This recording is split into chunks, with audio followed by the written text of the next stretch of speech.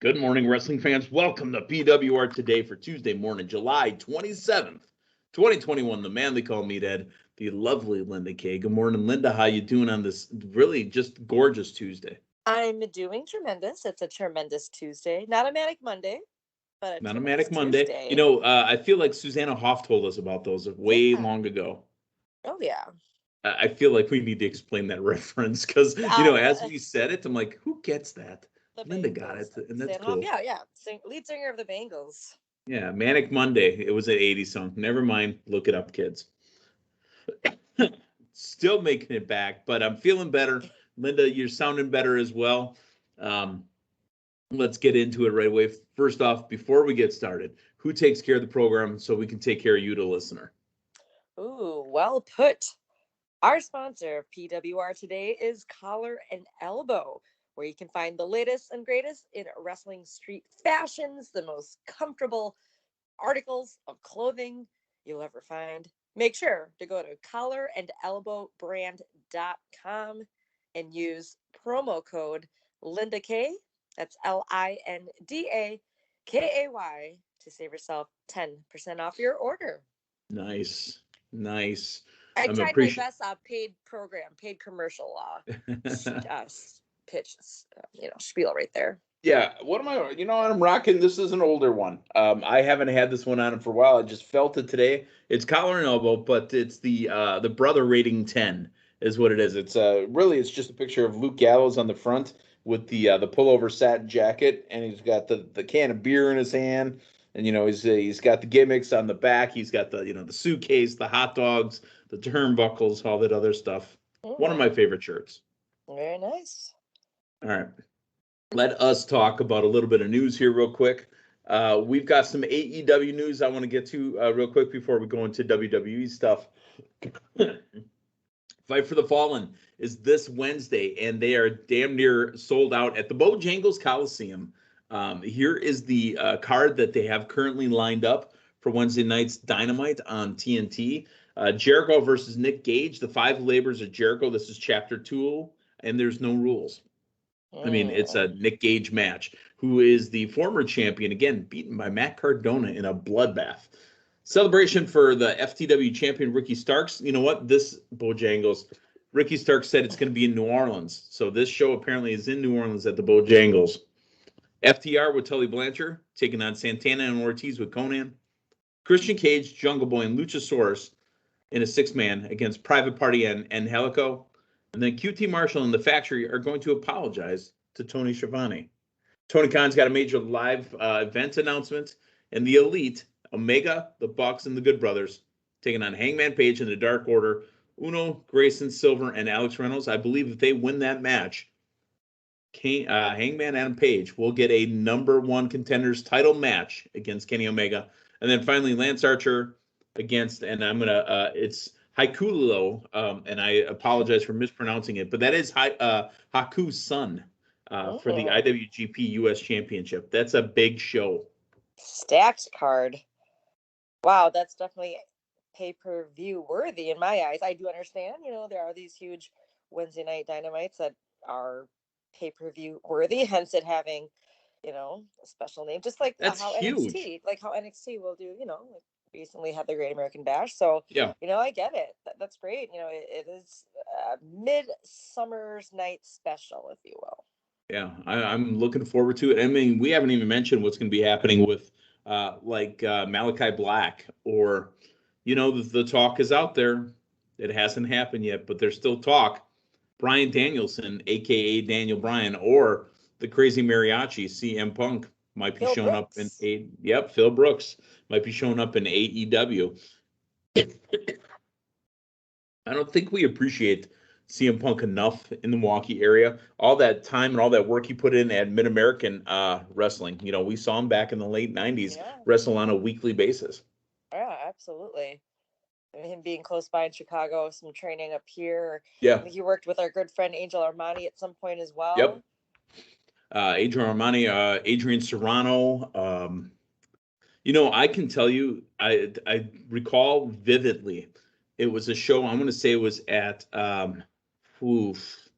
In Wind Lake, what's the name of the place down on Blue Mound that has a secondary place in Wind Kelly's Lake? Bleachers 2. Say No, it I don't. again. Kelly's Bleachers Kelly's 2. Bleachers 2. Yep. It was a Mid-American show in Kelly's Bleachers 2. It was a Iron Man match between CM Punk and everybody chanting Pepsi sucks, Pepsi sucks against Boom Boom Colt Cabana. Boom, And I boom. worked camera for that. I think I went through 2 battery packs and a tape. Ah, Oh, that those were the sounded like, days. yeah, that would have been great to see back in the day here. And, well, been like not too far from Milwaukee, and I frequented that venue before, and I wish I could have caught some wrestling. Yeah, that was Kelly's too. way Maybe, back in the yeah. day. Yep. All right. I've got some WWE news before we get into Raw from last night. The WWE looks like they're all but signed, sealed, and delivered to return to Saudi Arabia in October, on Thursday, October 21st. Now, um, I've noticed this on Raw. We'll talk about it in just a little bit here. But there's been a push for more Middle Eastern or Indian wrestlers. And it's not just this year since they've been going over there, but they've, expanded their talent base. And these talents, I think, are ready to start having more of a prominent role. So I do not doubt one bit that they return to Saudi Arabia this year because they need to make up some money. Absolutely. Obviously, a lot of funds lost last year. I mean, why not? Why not go back to Saudi Arabia where a lot of revenue is gained? And as you just mentioned, just kind of, reconnecting the ties, if you will, Yeah, regarding Middle Eastern which never got talent, severed. Indian They just talent. got COVID. Right, right. But just, yeah, tightening up putting a little more glue, if you will. I don't know. I'm running out of puns here, Some of Meathead, that, but some of that gorilla tape on it. yeah, exactly. But no, as you mentioned, and I know we'll get into it when we discuss Raw from last night, but the resurgence of Jinder Mahal and pairing him up with Veer and Shanky, and then the Mm-hmm. tag team of Mansoor. Mustafa Ali and Mansoor. Yes, I had to say it slow as well. I But say we'll it get into very that a slow as little bit. well. Yes. Yeah. But I mean, you know what? Hey, it's the year to, make moves once again, and why not return back to Saudi, where again, reestablishing connections or making them a little tighter, I guess, and making up some of the funds lost from COVID last year. And, as I know very closely, and I do communicate with him, the accounting firm at Dewey, Cheatham, and Howe, those are pay-per-view qualifying events. Those do qualify for the PWR draft. Good to know. Well, little planning I got to do. So thank you for that heads up. Yep. All right. You ready to talk about Raw from last night? Let's talk Raw. Ready? Yeah, let's do it. Okay. So, excuse me. Raw last night was live in KC at the T-Mobile Center. We go right into ring introductions, and here comes the Raw Women's Champion, Nikki ASH. Mike Rome doing the introductions, and she's almost a superhero. She's talking about how great it is. And Charlotte, I honestly feel owned her verbally on the microphone. However, this is if Charlotte's got a kink in her armor. This is something that happened 6-7 years ago at a post WrestleMania Raw. The crowd can own her if she's not careful enough, and I think the crowd got her again last night, where she's supposed to be this dominating heel, and she just laughs and giggles, and then she was able to recover very nicely. But there are times that the crowd has owned Ashley/Charlotte Flair. Yeah, I mean, let's go back to the pay-per-view where she flipped them off.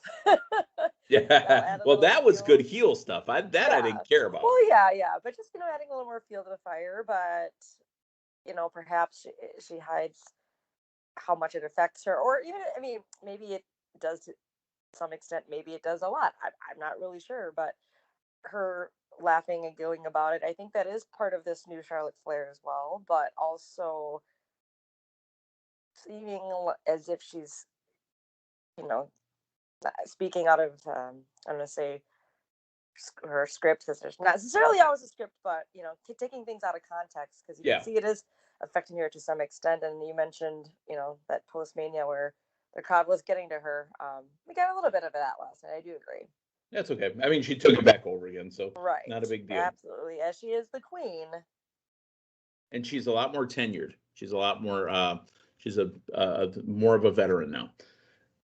This works our way into a triple threat, now official for SummerSlam for the Raw Women's Championship.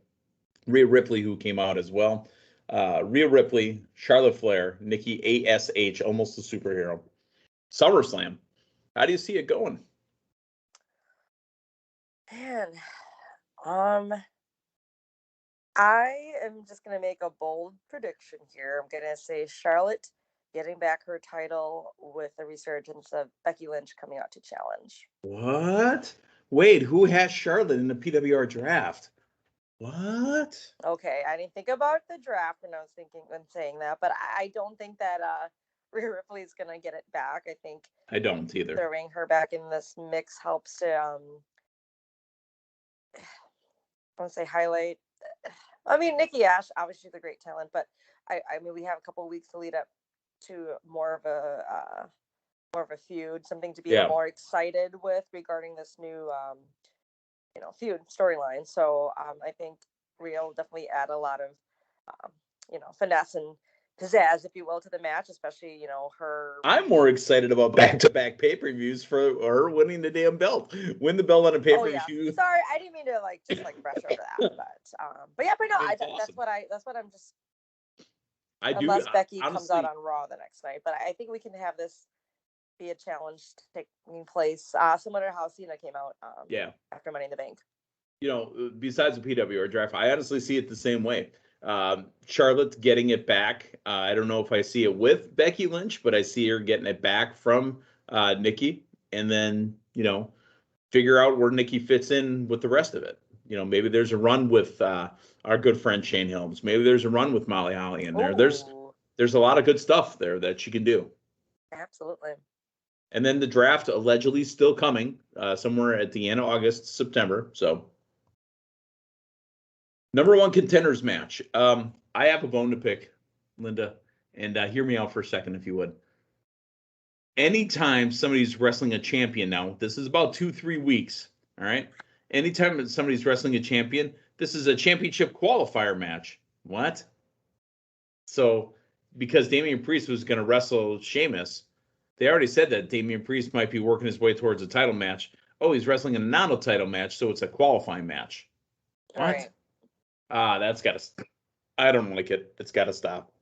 Yeah, they've been calling it the championship or champions contenders match or contenders match. So it's not to determine who would be the number one. Right, because they say even if that person wins,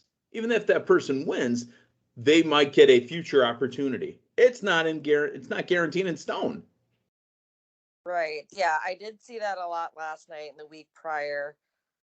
I guess it's a way to, get a rivalry going, getting a feud starting, I guess. And we had 2 more of those. Last night.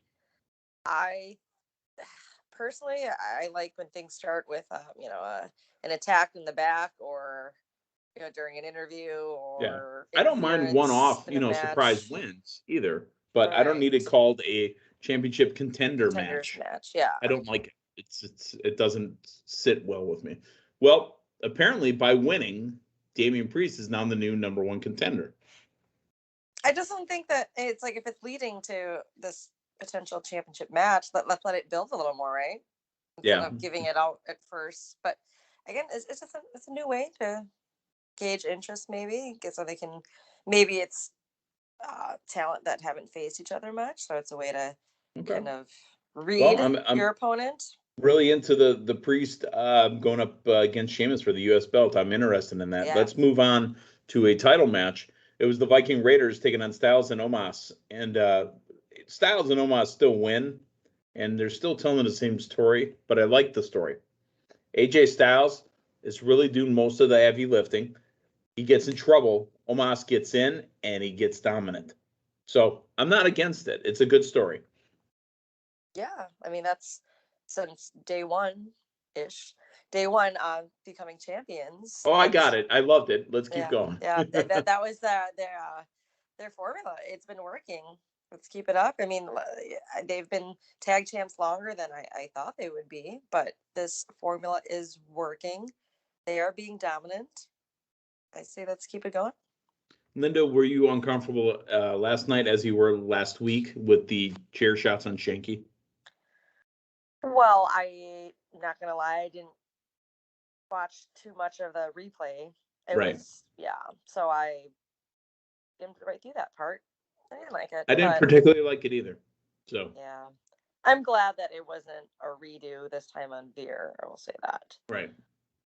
So McIntyre took on Veer, and they brought their lawyer out.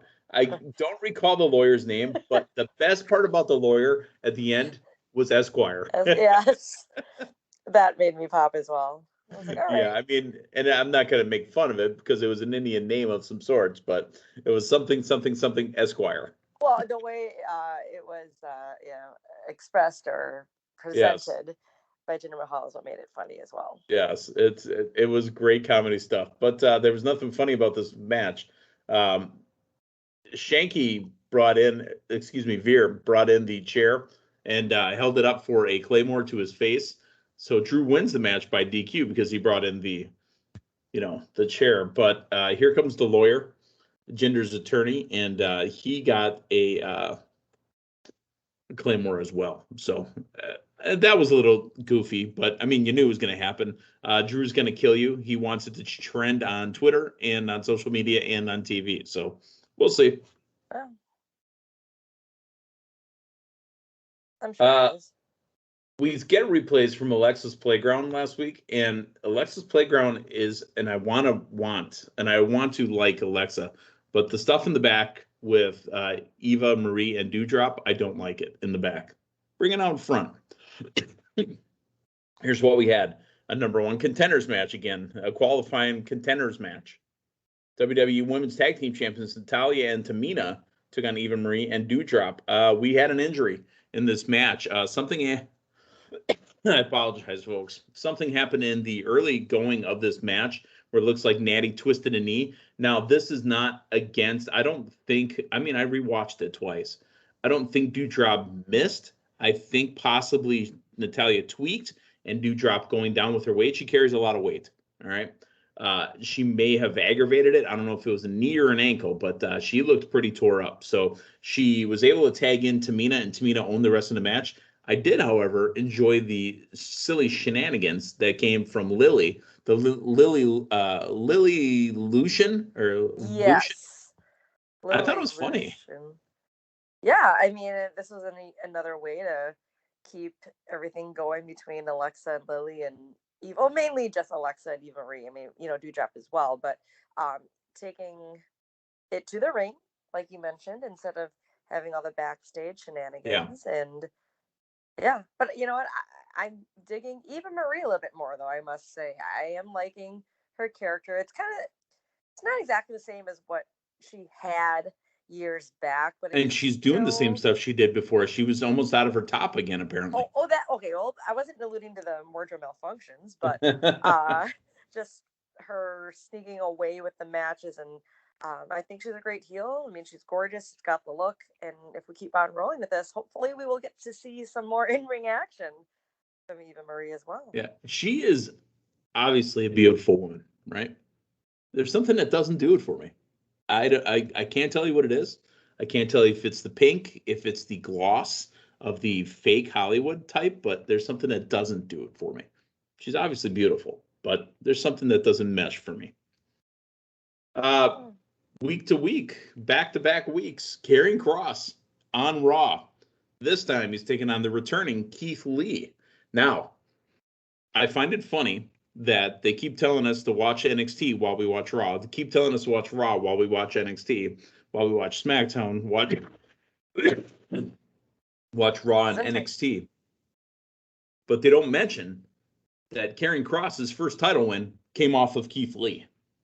Right. I'm glad you brought that up because I was hoping for some type of recap. I mean, we've seen plenty of recaps or just a little history lesson for a newer audience, and which sometimes I do appreciate that. I mean, we talked about that yesterday regarding Edge and Seth Rollins, but I was hoping they would have mentioned the extent of their rivalry Right. on NXT and the fact that Kieran Got Cross nothing. did get it from Keith Lee. Just some footage. I mean, I'm jumping ahead of here, but they showed the screen shot of Miz and Morrison when they were champions back in '07, I believe. So maybe just a couple still shots of that match as well. I'm surprised it wasn't mentioned, especially when, as you just said, they are mentioning Right. We a lot didn't of get it, NXT but here's what we did get. Yeah, We did get a great match. Yeah, We got a great match. Yeah, and we got solid Keith Lee back again. The Keith Lee we had last week against Bobby Lashley, that wasn't really Keith Lee to me. The Karrion Kross that we had last week against Jeff Hardy, the COVID-stricken Jeff Hardy, that wasn't really Karrion Kross. We just got Kross and Keith Lee from NXT. That's what I wanted, and it looked good. Winner our match, Karrion Kross. Still no Scarlett. He's not officially on Raw yet, so no Scarlett. Okay. Let's talk about Mace and T-Bar. Where the hell have they been? I mean, we went through these huge rounds of cuts. They hung on to Mace and T-Bar. Yeah. And I don't want them getting rid of Mace, right? I like Mace, and I like T-Bar as well. T-Bar, I believe, is the Dominik Dijakovic, and I think Mace is Dio Madden. Mm-hmm. Don't get rid of these cuts. Yeah, no, I mean, you see the dominance? I know I'm jumping ahead again. Sorry, but I just had to, point out that I'm glad that they're getting the opportunity to really display what they can do, their strength, their size, their dominance. Yeah. So anyways, gimmick's terrible. Yeah, I guess when Retribution ended, they could have changed that up too, but I mean, just take the paint off and just let them be two dominant guys. I'm okay with that. With their names still, though, the Retribution names. I guess while they're going to keep up with the face paint, they got to keep those names. And by the way, while wrestling against Mustafa Ali, not one mention of Retribution. Thank you. That part I appreciated. I mean, there was a little, just mentioning their history. Yeah. But winners of the match, Mustafa Ali and Mansoor, excuse me. I'm so close to saying Mansoors again.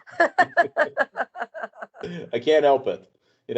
I'm not saying that it's something that I'm dealing with. I'm just saying that's a name that's out there. All right. Yeah, I am digging their chemistry that's starting to happen. It's almost like a RK Bro kind of thing. I mean, the way they're having Mansoor being very excited. Yes. To with Mustafa being like, but slow it down. I like it. Calm down.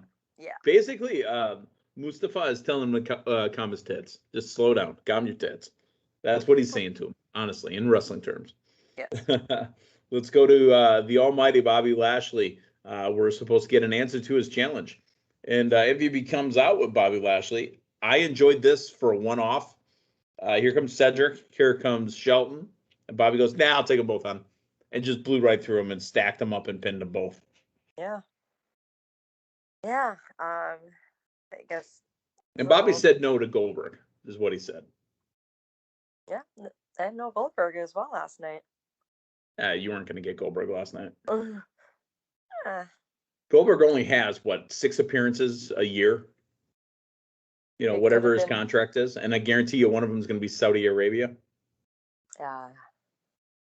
So, who knows? Point. Yeah. There was a little talking in the back between Styles Omos and Miz Morrison, but here's the match. Riddle and John Morrison. Just the way this worked out, do you see RK Bro taking on the Raw Tag Team Champions, Styles and Omos, at SummerSlam? Absolutely. And are you excited for it? Yeah, and as the crowd was chanting, they were chanting for Randy. Yeah, I was internally as well. I thought it could have possibly happened. I know he got the Styles Clash on him, but prior to that, there was that opportunity for I hear voices in my head. Come on. I need to hear Rick Boogs sing that again. Now that I've rewatched, Money in the Bank without the technical difficulties. Yeah. But no, Hey, this looks like what's going to be happening for SummerSlam, and I'm excited for that indeed. I'm ready for it. Hey, WWE 24/7 champion Reggie in the house, and he got a ring introduction, and his first real match unofficially on the Raw side, man on man, is for the WWE 24/7 championship, not just a run in. So he gets R-Truth, and R-Truth stayed mic'd the whole match. So I guess they had to know the spots they were going to do, because you can't call it spots when you got a mic on you, can you? Yes, and they did a great job of doing that. I mean, from Reginald's awesome entrance, and I had to watch that back as well, and I feel there would have been like a springboard below for the way he Oh, of entered course the there ring. was. Come on. But it was still very cool. I liked it. I mean, and we're talking Spirit Squad kind of springboard. right. Remember, because they used to jump into the ring? Yeah. But still visually looks cool. Yeah, still visually looks cool. And, I thought it was a great way to showcase and highlight the 24/7 title as well. And getting R-Truth at commentary while wrestling, I'll take that. R-Truth is tremendous. And then, Reginald obviously coming up with the win there. And then we got the 24/7 train. Yep. Like clockwork. Main event was Charlotte and Nikki ASH, almost a superhero. Another contenders match. Yeah, another contenders match. Because she's already got a title match too. So why is she wrestling in a contenders match? Winner of the match was Charlotte Flair. Now, here was the thing. It was kind of weird how the match ended. They're back and forth on the mic afterwards. Listen, you're a superhero. No, I'm not a superhero. I'm almost a superhero. And we'll do it again next week, and I'll beat you again. Is this what are they booking to compete against the Olympics with this? I'm not sure. I mean, that was they Raw has done a couple episodes, shows over the years where it would end with an in-ring interview or something similar to last night. But yeah, I mean, I was gonna assume that next week would have been Nikki and Rhea, but here's the problem. And if we had David the Zohan Hero on, which Dave used to have Tuesday mornings, Dave would tell you, and I 100% agree with him, Raw doesn't have a main event match that they can put together. They don't have one right now.